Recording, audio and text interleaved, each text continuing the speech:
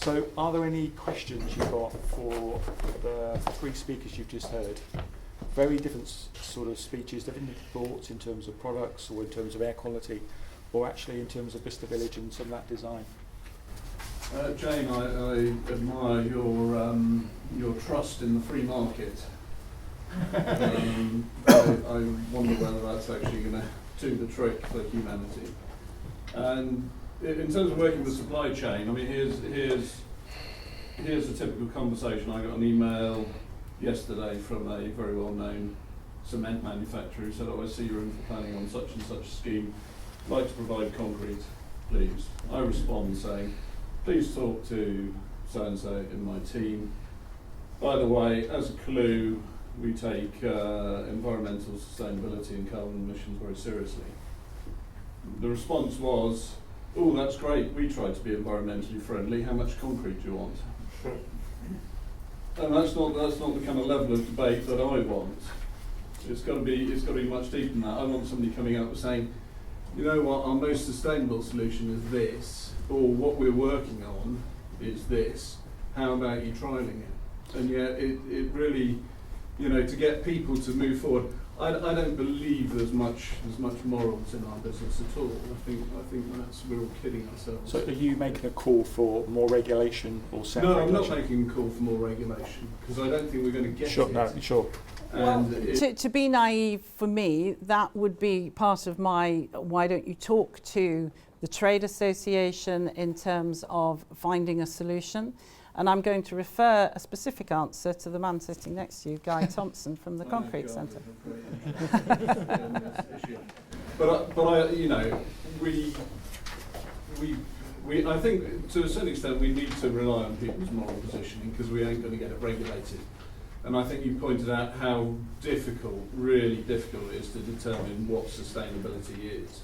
And just another point, the Green Guide. I mean, it had its certain merits, but pretty much a couple of things there. I think the Zero Bills House. Is it Zero Bills House? You have a concrete base, don't you? The foundations. Foundations, yeah. Yeah. Okay. It's a Bullivant short bore mini pile system, GGBS. Right. It's whatever you're going to build, whatever's most appropriate, and whatever the least impact solution is for whatever you're doing. And in some situations, you'll choose one set of materials and another a different set of materials. Are you responding to flood resilience? Are you doing temporary accommodation? Are you doing high-rise densities? It will vary, and I just think that there's a multitude of answers. There's not just this one answer, and there's not just one demon material, and something made out of compost is the answer. So I suppose all I'm saying is there's look at what you're trying to do and what performance you're after, and look at the best solution for that. But surely the bigger picture of a move to a circular economy is where we will all start to reevaluate all these things. Yeah, we will. And that's a longer term project. Yes, and also the role of the manufacturer in material flows. It's a very different concept than retail electrical goods. So it's very different from your car or your phone. So if you've put a brick in a Cambridge college and it's going to be there for 800 years, you're not going to have a leasing arrangement. So that old Philips lighting leasing, which is the one example everybody gives, you can't automatically do that because you have to see for any particular material or product group what is the role of the manufacturer in the material flow. So do you think the industry is getting ready for circular economy? They started to think about different business models and different ways of... We've been talking with our trade associations for the last 2 to 3 years, initially with the Sophie Thomas Great Recovery Project. We don't find much of the Ellen MacArthur Foundation practical ideas is more related to retail, and you do have to interpret that in the construction side of things. But we just find that whatever the manufacturers are doing, there's really not much take up by the industry. So really where, legislation, code for sustainable homes, those things, they drive. We like the Right, Code yeah, for Sustainable Homes. We went against it. We don't know who lobbied to get rid of it or the zero carbon I'll give you a commitment. list. Oh, okay. I always thought it was Nigel Lawson myself, but we couldn't comprehend it. And the idea that industry doesn't want regulation for our sector is not the case, because if there's not necessarily regulation in terms of the building regs, but if there's things like the code which show you the direction of travel of where building regs will go, they're consistent and people can choose whether they're going to be a leader just behind the leaders or they'll pick up on regulation. So we're very pro that. Very pro that. So just mindful that dinner's calling. So one last question to everyone on the panel there. You could join as well if you want to, Bill. Autumn statement. What would you like to see in Autumn statement then, in terms of housing and in terms of, what the government needs to do in terms of driving things? Well, we would like to see a return commitment, I think, to the zero carbon target. Ian? I'd be very similar. So saying a that strong direction from government in terms of what's needed to drive and to support the industry in terms of because we've been certainty. having these conversations for 20, 30 years about whether it's carrot or stick, and actually stick seems to have delivered more than carrot. But it doesn't even have to be hard regulation, it's just this is the way it's going. Certainty. It's certainty. Our manufacturers will not now invest on the basis of some government something, because it just keeps disappearing. Okay. Go on. I've got a quick one. Yeah.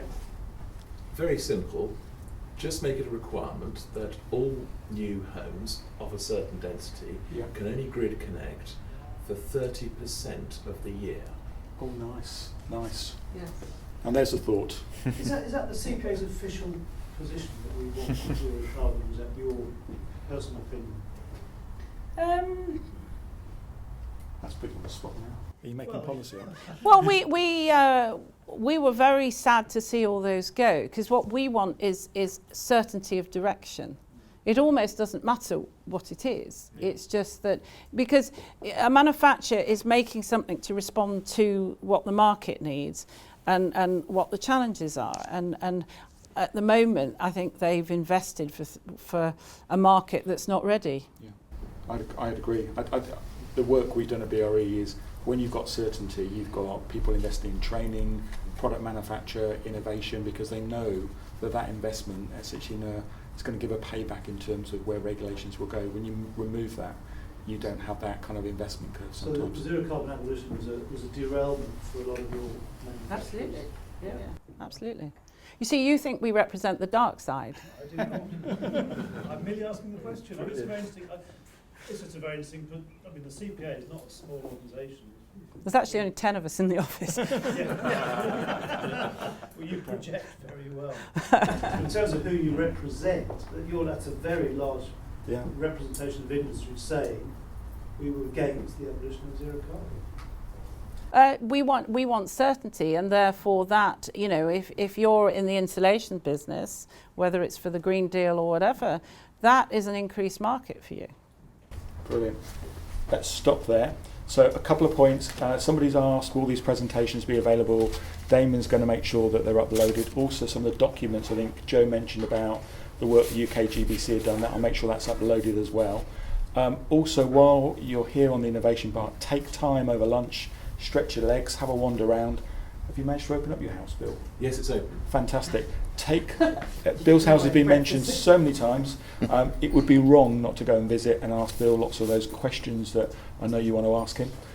Enjoy lunch, and we'll see you back here later. That's great. Thank you. Cheers.